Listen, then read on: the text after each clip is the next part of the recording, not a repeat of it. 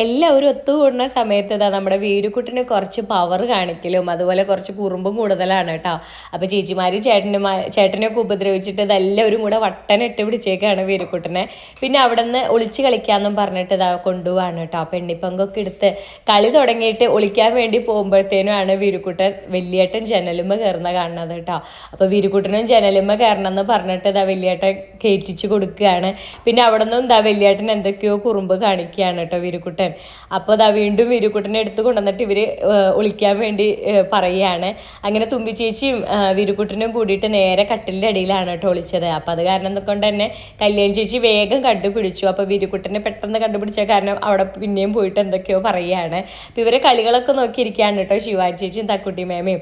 പിന്നെ അതാ വീരുക്കുട്ടൻ എണ്ണാൻ വേണ്ടിയിട്ട് പോവാണ്. അപ്പോൾ അതാ വീരുക്കുട്ടൻ വന്നിട്ട് എണ്ണിക്കൊണ്ടിരിക്കുകയാണ് കേട്ടോ.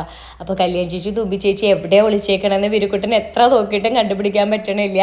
അപ്പോൾ കല്യാൺ ചേച്ചിയും തുമ്പി ചേച്ചിയും വന്നിട്ട് വേഗം സാറ്റ് അടിച്ചു കേട്ടോ. അപ്പോൾ വീരുക്കുട്ടനെ കണ്ടുപിടിക്കാൻ പറ്റാത്ത കാരണം എന്താ അവരോട് എന്തൊക്കെയോ പറഞ്ഞ് ഇങ്ങനെ ഇതാക്കിക്കൊണ്ടിരിക്കുകയാണ് കേട്ടോ. അപ്പോൾ വീരുക്കുട്ടൻ ആ ദേഷ്യവും വരുന്നുണ്ട് കണ്ടുപിടിക്കാൻ പറ്റാത്തതുകൊണ്ട്. അങ്ങനെ എല്ലാവരും കൂടി ഭയങ്കര